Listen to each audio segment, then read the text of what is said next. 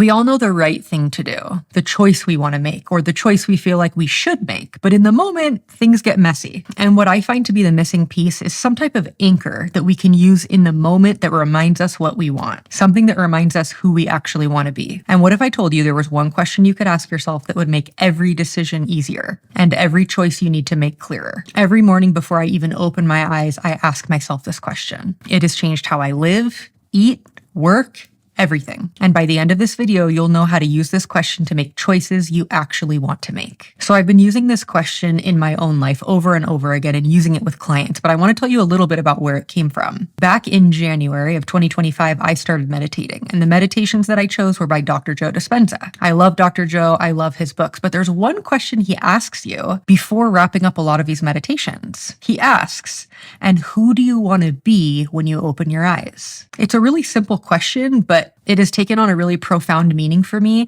because it made me realize that who I want to be is a choice. It's not something that's happening to me. In fact, it's very important that I choose that on purpose. It's very important that I become clear on what that even is. And the fact is that we're always being someone, whether we choose it or not. We're either being who we automatically are or who we intentionally want to be. So I got an idea. I was like, what if I use this question outside of meditation? What if this question could be my anchor, whether I was working, parenting, living, connecting, doing anything? And what I observed was interesting. It was like every time I used it, I felt like I was able to connect and align with who I wanted to be. And the observation I made from this was interesting. I realized that it was a very simple way for me to anchor and align with who I actually wanted to be. There's a really simple reason why asking yourself this question works extremely well. Most of us make all of our decisions from our conditioning, our old conditioning.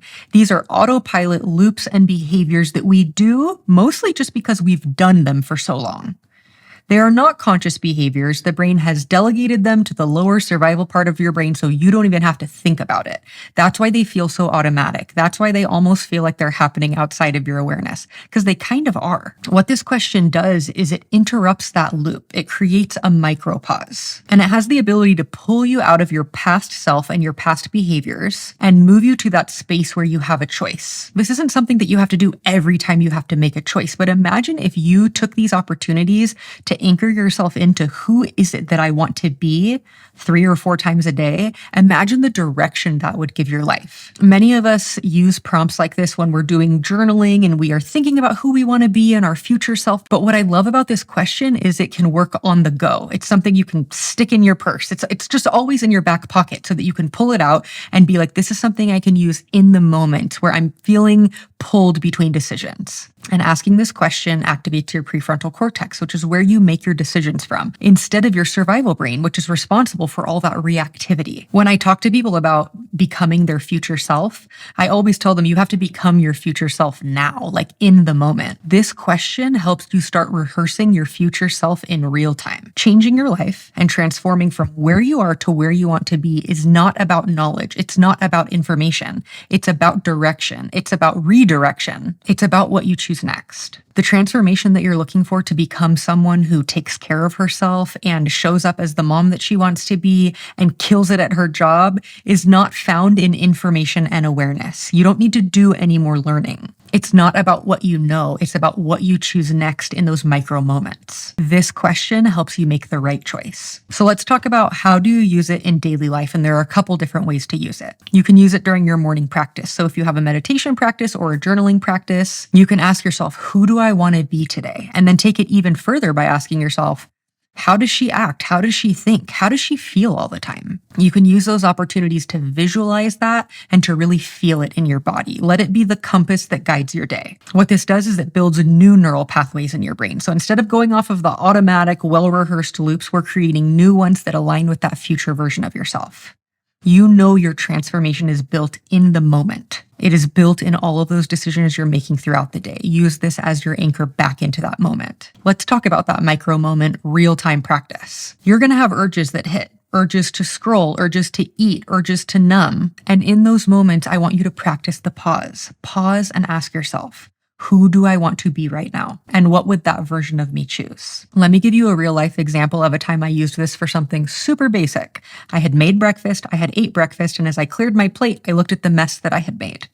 And I felt a desire to go, I'll just leave it and deal with it later. And in that moment, I asked myself, Who do I want to be right now? And what would that version of me do? I went and I cleaned up the mess because I wanted to be someone who has a clean kitchen. I wanted to be someone who, when I came to make my next meal or make meals for my children, I wasn't coming to a mess. It can be that simple. It can be in these tiny little decisions. It can also be in these big decisions, like a really tough conversation you need to have with your boss. Who do I want to be? And what would that version of me do? You'll find that when you ask that question, the next step becomes very obvious. And that's what we want. We want to know, what do I do next?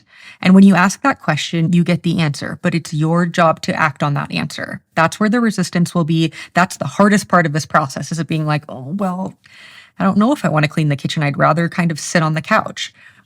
Take action on your insight. Take action on the answer to that question. That is how you become that future version of yourself now. If you have this desire to go to the gym and lift weights, your brain is automatically going to say, no, don't do that. It's your job to ask yourself, who do I want to be in this moment? And what would that version of me do? That version of me would put her workout clothes on and put her shoes on and get in the car. In order for you to become that version of yourself, you need to take that action. It's kind of this hack where you can connect with your future self and ask her for advice. Hey, what do we do here? And she'd say, if I were you, put your shoes on and get in the car. It's your job to listen to those micro moments and act on that inspiration and act on those answers. And I love that this question doesn't have any shame. It's just black and white. This is what I would do. And it brings you back to that truth. So every time you ask that question and then act on the answer, you are casting a vote for the person that you want to be. These are the micro moments that build self-trust and consistency, which we're always trying to get to the bottom of. We're always trying to find a hack to stay consistent.